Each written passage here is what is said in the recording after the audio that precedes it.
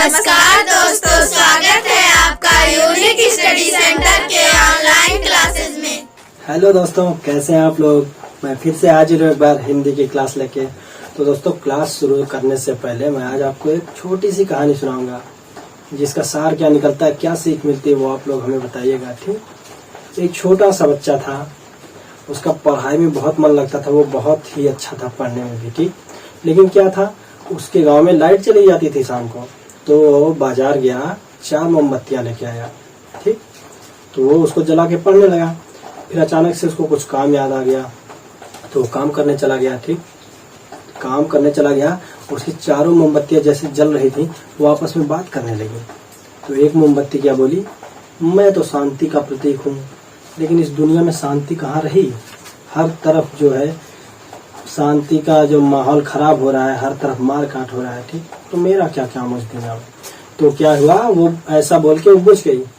फिर दूसरी मोमबत्ती क्या बोला, मैं तो जो है विश्वास का प्रतीक हूँ, इस दुनिया में किसी पे विश्वास ही नहीं रह गया, कोई भी विश्वास के काबिल नहीं है, तो मेरा इस दुनिया में क्या काम।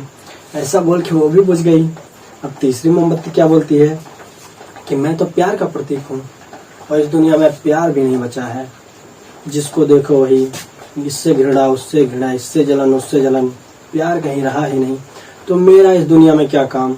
ऐसा बोल के तीसरी मोमबत्ती भी बुझ गई। फिर वो बच्चा आ गया, वो देखा कि 3 मोमबत्तियां बुझ गई हैं। अब वह बहुत उदास हो गया, उसके पास माचिस भी नहीं बची थी कि वो अब कैसे पढ़ेगा। तो फिर चौथी मोमबत्ती ने क्या बोला, निराश मत हो, मैं आशा और भरोसे की मोमबत्ती हूँ। ठीक। आशा की मोमबत्ती हूँ। जब तक तुम्हारे अंदर आशा है, जब तक तुम्हारे अंदर भरोसा है, जब तक तुम्हारे अंदर विश्वास है, तब तक जो है मैं जिंदा रहूंगी, तब तक जो है तुम हार नहीं मान सकते। ठीक। जब तक निराश नहीं होगे, जब तक तुम्हारे अंदर आशा है, तुम हार नहीं मान सकते, तुम तीनों मोमबत्तियों को मुझसे जलाओ। तो बच्चे ने ऐसा ही किया, उसने तीनों मोमबत्तियों को आशा की मोमबत्ती से जलाया। ठीक। तो बच्चों, इससे क्या सीख मिली कि जब तक हमारे उम्मीद है, आशा है, तब तक हमें हार नहीं मानना चाहिए, कोई कितना भी कहे। ठीक। क्योंकि ठोकर लगेगी तभी सफलता मिलेगी। ठीक। असफलता ही सफलता की कुंजी है दोस्तों। तो नमस्कार दोस्तों, मैं विकास, आप देख रहे हैं यूनिक स्टडी सेंटर। तो आइए आज हम वीडियो में देखते हैं क्या पढ़ना हमें। दोस्तों, वीडियो में अंत तक बने रहिए पूरी जानकारी के लिए, और शेयर करना मत भूलिएगा। आज हम पढ़ने वाले हैं उपसर्ग और प्रत्यय। लेकिन पहला क्लास क्या होगा इसका, उपसर्ग चलेगा। जब उपसर्ग खत्म हो जाएगा तो फिर प्रत्यय की बात होगी। ठीक। तो आज हम बात करते हैं उपसर्ग के बारे में दोस्तों। तो आइए देखते हैं उपसर्ग है क्या। उपसर्ग क्या है। उपसर्ग जो है किसी शब्द के पहले जुड़ के उसमें विकार उत्पन्न कर देता है, उसको परिवर्तित कर देता है। ठीक। जैसे हम क्या बोलते हैं कि कोई मूल शब्द यहाँ पे दिया हुआ है। ठीक। कोई मूल शब्द पहले से दिया हुआ है। अब उपसर्ग क्या है, उपसर्ग एक शब्दांश है। ठीक। कोई शब्द है, उसके पहले, मूल शब्द के पहले कोई शब्दांश जोड़ देते हैं। ठीक। कोई शब्दांश जोड़ देते हैं तो ये क्या होता है, परिवर्तित हो जाता है। मूल शब्द के पहले कोई शब्दांश, जिसको हम उपसर्ग बोलते हैं, ठीक, उसको ऐड कर देते हैं तो वो उसको विकार उत्पन्न कर देता है। ये परिवर्तित मतलब कोई नया शब्द बना देता है। ठीक। उपसर्ग का इतना ही काम है, जिस शब्द में जुड़ता है उसको बदल देता है, और वो शब्द से पहले जुड़ता है। ठीक। तो इसका परिभाषा क्या हो गया, कोई शब्दांश, ठीक, कोई शब्दांश या कोई विकार शब्द के पहले जुड़कर उसको परिवर्तित कर देता है, उसे हम उपसर्ग कहते हैं। ठीक। तो आपका यह हो गया सीधी सी भाषा में कि वह शब्दांश या अवयव जो किसी शब्द के पहले लगकर उसके मूल शब्द में या फिर अर्थ में परिवर्तन कर देता है, उसे हम उपसर्ग कहते हैं। ठीक। अब जैसे हम इसका कोई एग्जाम्पल ले लेते हैं।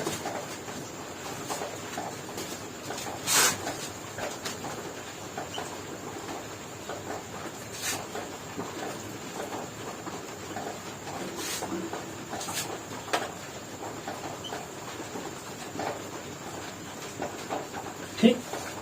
अब देखिए, एक मूल शब्द क्या था, ये हमारा मूल शब्द है, ये हमारा शब्दांश है, तो ये हमारा जो है नया शब्द है।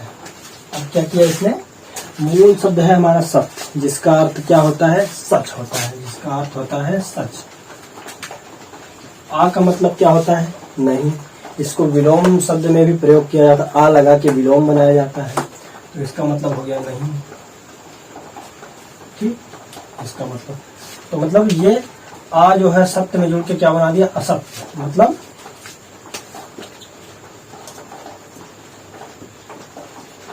जो सच नहीं है।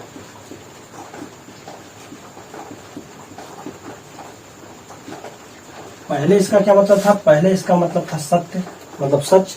अब इसमें उपसर्ग कौन सा लगा? आ उपसर्ग लगा, तो क्या बन गया यहाँ पे? असत्य। तो इसका मतलब भी चेंज, मतलब अर्थ चेंज हो गया। पहले सच था, अब हमें जो सच नहीं है। ठीक, तो उपसर्ग का यही मतलब किसी मूल शब्द के पहले कोई शब्दांश जोड़ दिया जाता है, जिससे उसके मूल शब्द में या फिर पूरे के पूरे अर्थ में परिवर्तन हो जाता है, तो वही हमारा उपसर्ग कहलाता है। तो और हम एक बात कर लेते हैं एक आधा एग्जाम्पल की।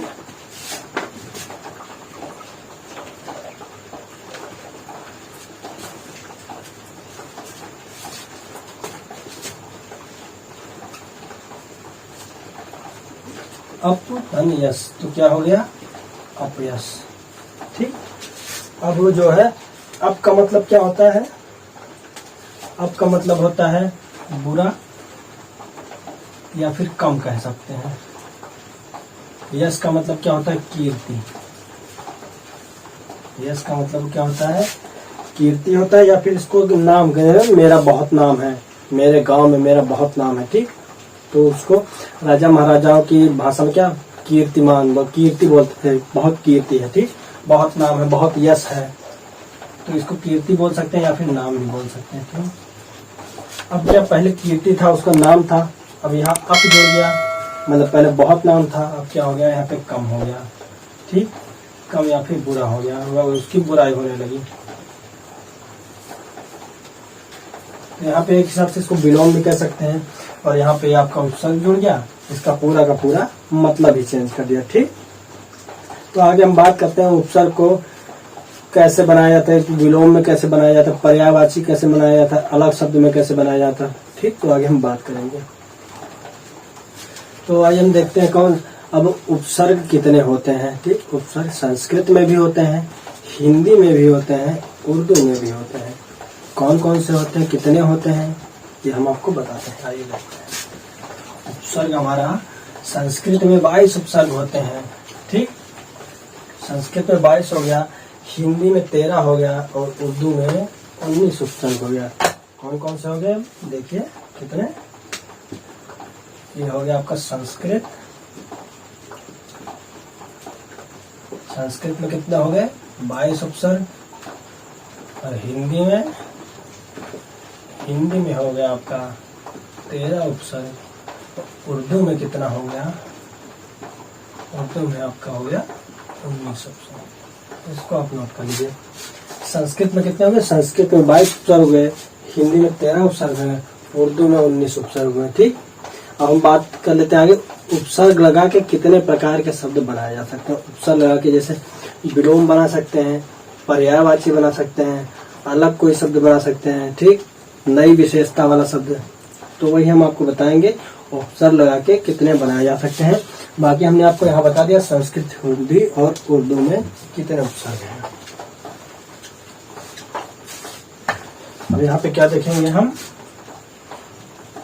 उपसर्ग के प्रयोग से बने शब्द। उपसर्ग के प्रयोग से बने शब्द कौन कौन से हैं? देखिए,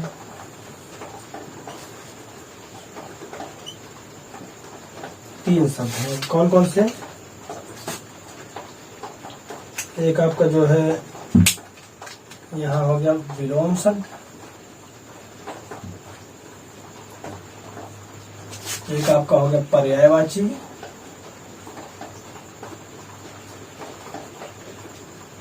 एक आपका हो गया क्या? नई विशेषता वाले।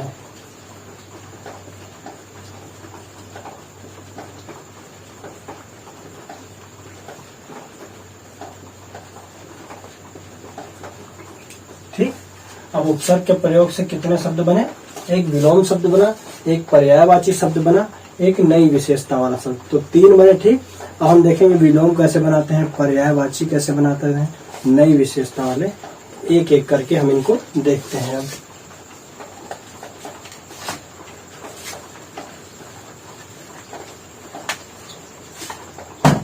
अब देखिए यहाँ पे पहले क्या देखते हैं हम, विलोम शब्द।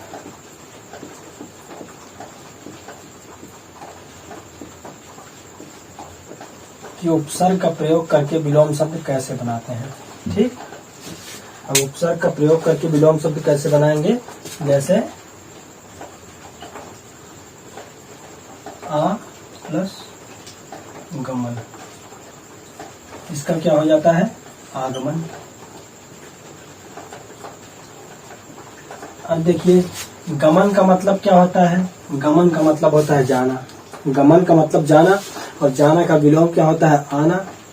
गमन मतलब जाना और जाना का विलोम उसका उल्टा आना। ठीक, तो इसमें कौन सा उपसर्ग लगा दिया, आ उपसर्ग लगा दिया, आ उपसर्ग लगा दिया तो क्या बन गया, आगमन। और यहाँ पे देखिए क्या मतलब हुआ इसका, इसका मतलब होता है जाना, और इसमें आ उपसर्ग लगा दिया तो इसका मतलब क्या बन गया, आना। ठीक, पधारना, पधारना बोलेंगे या फिर आना बोलेंगे। ठीक, तो यहाँ पे आ उपसर्ग लगा के क्या बना दिया गया। अब जैसे दूसरा देख लीजिए, अप प्लस मान का क्या हो गया, अपमान। कैसे, यहाँ पे देखिए मान था, मान क्या, मान सम्मान नाम। अब मैंने बहुत अपयश पढ़ाया था ना, वैसे ही यहाँ पे अप लगा दिया तो क्या हो गया, अपमान। ठीक, पहले मान था लेकिन अपमान हो गया, किसी का अपमान कर देना, किसी का मान सम्मान है, किसी का अपमान कर दिया, उसका विलोम हो गया, उल्टा हो गया। ठीक, यहाँ पे मान था, यहाँ पे अपमान हो गया, विलोम शब्द हो गया। अब हम ऐसे ही अपयश हो गया आपका। ठीक, हमने इसके पहले बताया था। अब हम बात करेंगे, विलोम शब्द हमारा हो गया। अब हम बात करेंगे थोड़ा पर्यायवाची शब्द की।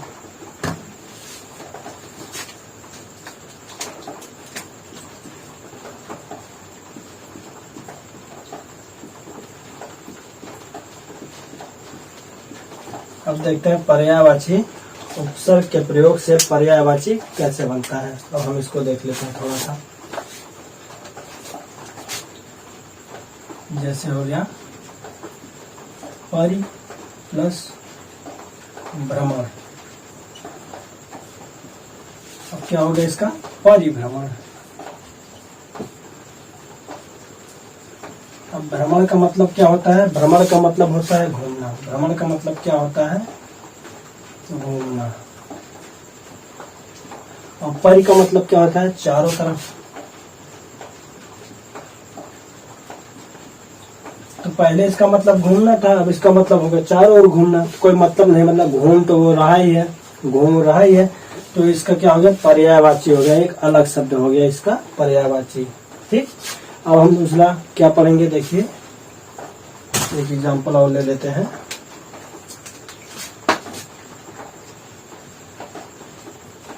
नी प्लस रोध,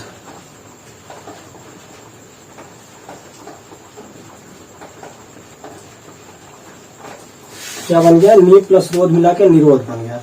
लेकिन ये कैसे क्या हुआ, रोध का मतलब होता है अवरोध या फिर रुकावट।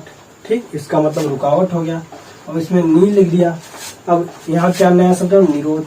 निरोध का मतलब क्या होता है, चारों तरफ से रुकावट कर देना। तो बात तो है, रुकावट कीजिए चाहे चारों तरफ से, ये एक तरह से उसका पर्यायवाची बन गया। ठीक, तो ऐसे ही ये हो गया आपका। तो हम बात करते हैं यहाँ पे नई विशेषता वाले शब्द की, कि कैसे नई विशेषता, विलोम और पर्यायवाची हटा के कैसे नई विशेषता वाले बनते हैं।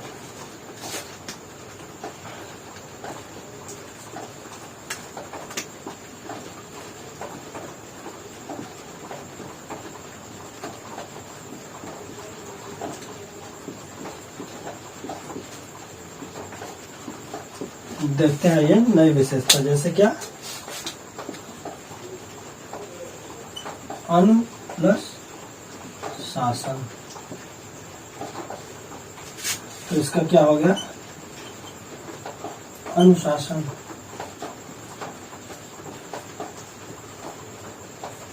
अब इसका क्या हुआ, ना तो पर्यायवाची बना ना तो विलोम बना। अब इसका क्या, पहले था शासन, ठीक, पहले शासन था, लेकिन अब इसमें अनु उपसर्ग लगा दिया तो ये अनुशासन हो गया। अनुशासन का मतलब आप जानते हैं ना कि लिमिट होता है कि आप अनुशासन में रहिए, अनुशासनहीन मत बनिए, बोलते हैं ना सब अनुशासन। और शासन का मतलब क्या होता है, राज्य करना, लेकिन इसमें अनु लगा दिया तो इससे एक नया शब्द बन गया अनुशासन, इसका एक अलग अर्थ निकल रहा है, ठीक। और यहाँ पे अब दूसरा बोलते हैं अधि प्लस कार। अधि प्लस कार क्या हो गया, अधिकार। अब यहाँ देखिए कार का एक अलग मतलब है, कार आप जानते हैं चलाने वाला, 4 पहिया 4 व्हीलर। और अधि, इसमें अधि उपसर्ग लगा दिया, ठीक, तो क्या बन गया, अधिकार, ठीक। अधिकार जिसको हक बोलेंगे, हक जताना, अधिकार दिखाना, ठीक बोलते हैं ना। तो वैसे ही इन दोनों को मिला किया नया शब्द बन गया, ये न तो विलोम है इसका, न ही पर्यायवाची, ठीक। तो ये नई विशेषता वाले शब्द का हो गया। तो हमने यहाँ पे क्या पढ़ लिया, एक नई विशेषता, एक पर्यायवाची और एक विलोम शब्द का पढ़ लिया। और क्या पढ़ लिया, संस्कृत, हिंदी और उर्दू में कितने उपसर्ग होते हैं। अब हम बात करेंगे क्या, हम आगे बात करेंगे इसके कि उपसर्ग जो है कौन कौन से हैं, 22 उपसर्ग कौन से हैं संस्कृत में, हिंदी में कौन से हैं, सबके बारे में बात करेंगे, और उर्दू में कौन कौन से हैं।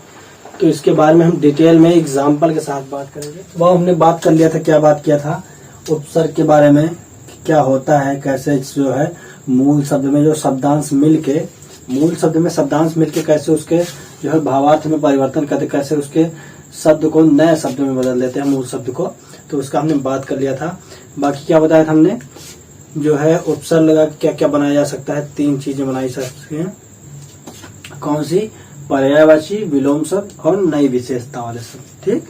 तो आगे हमने और आपको क्या बताया, संस्कृत में 22 उपसर्ग होते हैं, हिंदी में 13 होते हैं, उर्दू में 19 होते हैं। हमने आपको उपसर्ग के बारे में, अब हम देखेंगे संस्कृत में कौन कौन से होते हैं, उनसे कैसे बनाया जाता है, ठीक। तो हम यहाँ बात करेंगे। अब संस्कृत में देखिए 22 कौन कौन से होते हैं, अति होता है, अधि होता है, अनु होता है, अप, अभि, अ होता है, आ, उत, उप, दुर, दुष। यहाँ पे देखिए हलंत लगा, मतलब यहाँ पे रा आधा है, सा आधा है, ठीक। दुह विसर्ग वाला भी आ गया, नी, निर, निस। बाकी परि, परा, प्रा, प्रति, वि, सम और शु। तो ये जो 22 हैं, ये टोटल जो संस्कृत के उपसर्ग है, ठीक। तो इनकी हम बात कर लेते हैं आगे, फिर अभी हम बात करेंगे हिंदी की। अब देखिए अति का कैसे बनाएंगे, जो जैसे मान लीजिए हमने कोई शब्द ले लिया अधिक, ठीक, अधिक ले लिया। अब अधिक में हम अति लगाएंगे, जब अधिक में अति लगाएंगे तो क्या होगा, अति प्लस अधिक हो जाएगा। अब देखिए संधि विच्छेद पढ़ने का क्या फायदा है। अब यहाँ पे अति प्लस अधिक हो जाएगा तो क्या हो जाएगा, अत्यधिक, ठीक। अति प्लस अधिक से मिलाया तो हमारा क्या बन गया, अत्यधिक बन गया। और बाकी हम देखिए आचार होता है, ठीक, उसमें अति लगा दिया, अति प्लस आचार तो क्या हो जाएगा, अत्याचार हो गया। और जो है रिक्त होता है, देखिए मान लीजिए ले लेते हैं रिक्त। अब तो रिक्त में जब अति लगाएंगे, रिक्त में जब, तो क्या बन जाएगा, अतिरिक्त। इसीलिए आपको पहले संधि विच्छेद पढ़ा दिया गया था कि आपको उपसर्ग में जोड़ने में कोई प्रॉब्लम ना हो, कोई परेशानी ना हो, ठीक। अति का हो गया, अधि का हो गया, ये अधि में अधिक जोड़ देंगे, अधिकाधिक हो जाएगा, ठीक, अधि होगा। और अधि में कौन से होंगे, जैसे देखिए अधिकार हो गया आपका, अधिपति हो गया, अधि में अक्ष जोड़ देंगे, अध्यक्ष हो जाएगा, ठीक। वैसे मैं आपको बता दूं अनु का, जैसे मैं अनु का देख लीजिए, शासन है, अब इसमें अनु जोड़ दीजिए, अनु प्लस शासन, क्या हो गया, अनुशासन, ठीक। ये नई विशेषता वाला शब्द बन गया आपका अनुशासन। और बात कर लेते हैं हम, आपका अनुरूप हो गया, अनुकरण हो गया। फिर उपसर्ग है अप, ठीक, यहाँ पे अप है, अप का कैसे बनाएंगे, मान, अपमान हो जाएगा। अप में कीर्त जोड़ देंगे, अब कीर्ति हो जाएगा, हरण जोड़ देंगे। ठीक, हरण मतलब हर लेना, अपहरण। ठीक, किसी का हरण कर लेना। अभिमान हो गया, अभिसार हो गया। और कौन सा, जैसे आप लीजिए, देखिए ये बहुत आसान है, उत का बता दे रहे हैं आपको। एक यहाँ पे उत का क्या हो जाएगा, जैसे साह, अब वहां ता आधा, उत्साह में ता आधा होता ना, तो वहां पे उत लगा है, साह प्लस उत। ठीक, उत्साह, क्योंकि ता आधा है इसलिए ता वहां पे आधा आ रहा है। ठीक, और कौन सा यहाँ पे, जैसे देखिए यहाँ पे दुर में रा आधा है। ठीक, दुर्व्यवहार, दुर्व्यवहार, उसमें रा आधा है, दुर्गुण, दुर्लभ। ठीक, जैसे देखिए दुर प्लस गुण, क्या हो गया इसका, रा ऊपर आ जाएगा, दुर्गुण हो गया। ऐसे ही आपका ये सब जोड़ के बनेगा, निर, निस, परि, परा, प्रा, प्रति, वी, शमसु। ऐसे ही सब कुछ जोड़ के यहाँ पे आपको बनाया जाएगा। आप उपसर्ग बहुत ही आसानी से पहचान लेंगे। ठीक, कोई भी शब्द से, मूल शब्द से पहले लगा होगा। ठीक, जैसे मान लीजिए हम आपको बता दें, कोई मूल शब्द दिया, जैसे मान लीजिए यहाँ पे दिया है प्रतिध्वनि। ठीक, कोई दिया है प्रतिध्वनि। अब इसमें आप कैसे पहचानेंगे, आप इसमें जो है एक सार्थक शब्द को अलग कर लीजिए, ध्वनि को अलग कर लिया। अब इसमें बचा क्या है, आपका बचा है प्रति,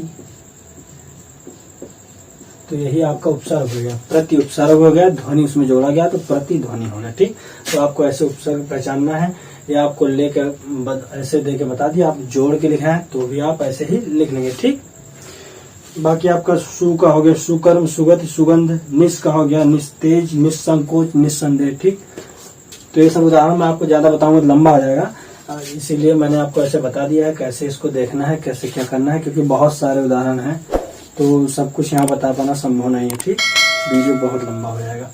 अब हम हिंदी उपसर्ग की बात करते हैं। देखिए, संस्कृत के 22 की बात कर ली हमने, हिंदी में कौन सा है, आ है, अन है, अध है, उन, औ, कु, सा, का, सु, नी, दु, बिन और भर। ठीक, ये 13 उपसर्ग जो है हिंदी के है। अब इसके एग्जाम्पल की बात कर लेते हैं थोड़ा।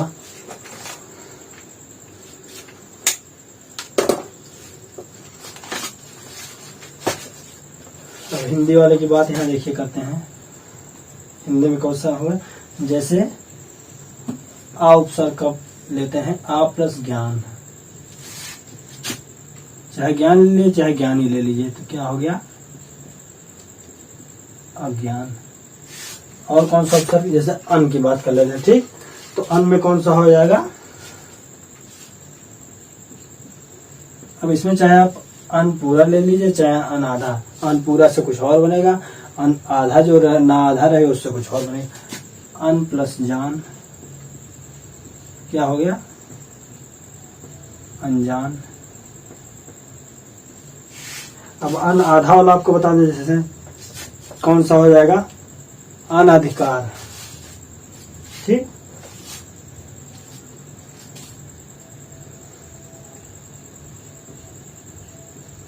अन प्लस अधिकार। अब इसका क्या हो जाएगा, अनधिकार।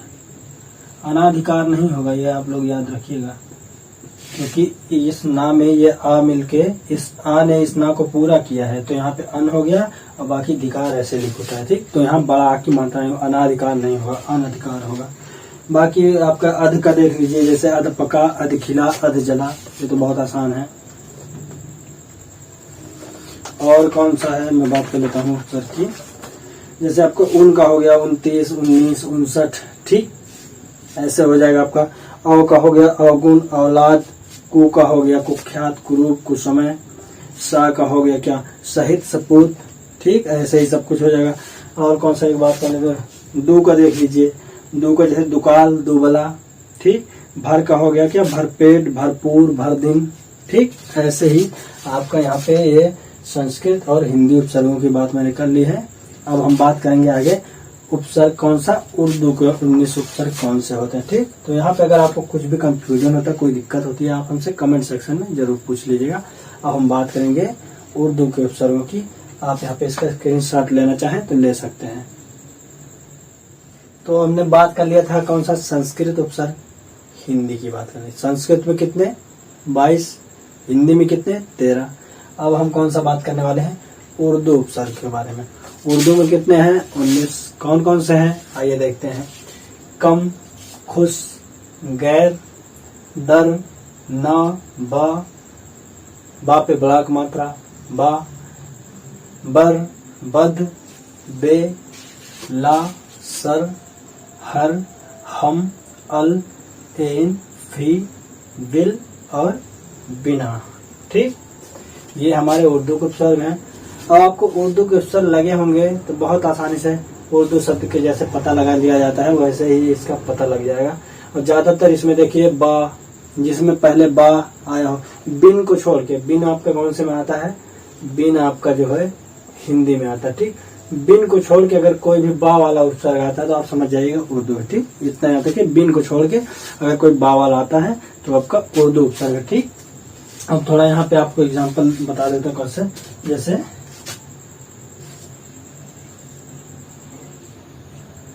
कम, कम उपसर्ग का है, कम पल उम्र।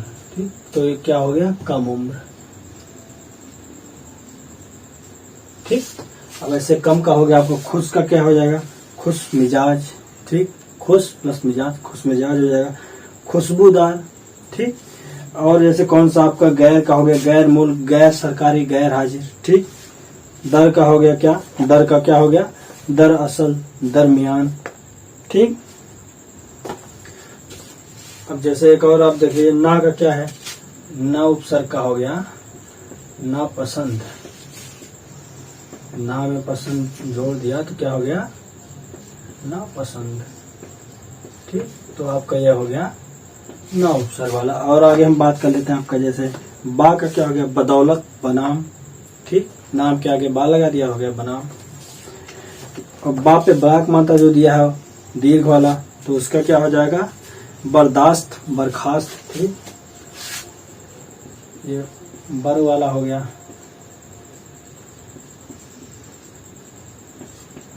इसका क्या हो गया, बर्खास्त। और बात कर लेते हैं हम, जैसे कौन सा था, बद का हो गया बदकिस्मत, बदबू, बदबूदार। ठीक, बिना का क्या हो गया, बे का क्या हो गया, बेरहम, बेईमान। ठीक, और क्या हो गया आपका, लापरवाह, लावारिस, ला वाले उपसर्ग का हो गया। और बात कर लेते हैं आपका हर का, हर रोज, हर चीज, ये हर उपसर्ग का हो गया। ठीक, ऐसे ही हो जाएगा। अब एन का देखिए, एन वक्त, एन मौका, बोलते नहीं आप बहुत ही एन वक्त पे आए हो। ठीक, रसगुल्ले खत्म ही होने वाले, रसगुल्ले खत्म होने वाले थे, आप बहुत एन वक्त पे आ गए, तो इसका क्या है, ये एन उपसर्ग का हो गया। ठीक, ऐसे बिल का क्या हो गया, बिल्कुल। ठीक, उसमें आधा ला है, बिल्कुल उसमें आधा ला आ रहा है, तो ला के नीचे क्या है देखिए, हालत। ठीक, बिल्कुल वाला हो जाएगा। और देखिए आपका बिला का, बिना बिल्कुल है, फिर बिना है, इसका क्या हो जाएगा, बिना कसूर। ठीक, बिना कसूर, बेकसूर भी बोल सकते हैं, बे में भी आ जाता है, बिना में भी आ जाता है, बिना मतलब। ठीक, तो बिना उपसर्ग का हो गया। तो आपका यहाँ पे क्या, उपसर्ग का पार्ट जो है आपका यहाँ खत्म हो गया। ठीक, कैसे, संस्कृत बता दिया, हिंदी बता दिया, उर्दू, कौन कौन से उपसर्ग मैंने आपको बता दिया, उपसर्ग के कौन कौन से बनते हैं, पर्यायवाची, विलोम और नए नए शब्द बनते हैं। ठीक, तो ये हमने आपको बता दिया। अब बात क्या, प्रत्यय की बात आएगी जो हम आपको अगली वीडियो में बताएंगे। यहाँ पे आपका जो उपसर्ग पूरा खत्म हो चुका है। अगर आपको उपसर्ग में कोई भी दिक्कत होती है, कोई प्रॉब्लम होती है, तो आप हमसे बेझिझक कमेंट में पूछ सकते हैं, जिसकी जो है सॉल्यूशन आपको पूरा प्रोवाइड करा जाएगा। आपको एकदम एक्सप्लेनेशन के साथ आपको बताया जाएगा कि कैसे उसका क्या एक्सप्लेनेशन, क्या सही चीज है। ठीक दोस्तों, अगर वीडियो पसंद आता है तो लाइक, शेयर, सब्सक्राइब करना ना भूलें। मिलते हैं अगली वीडियो में। जय हिंद।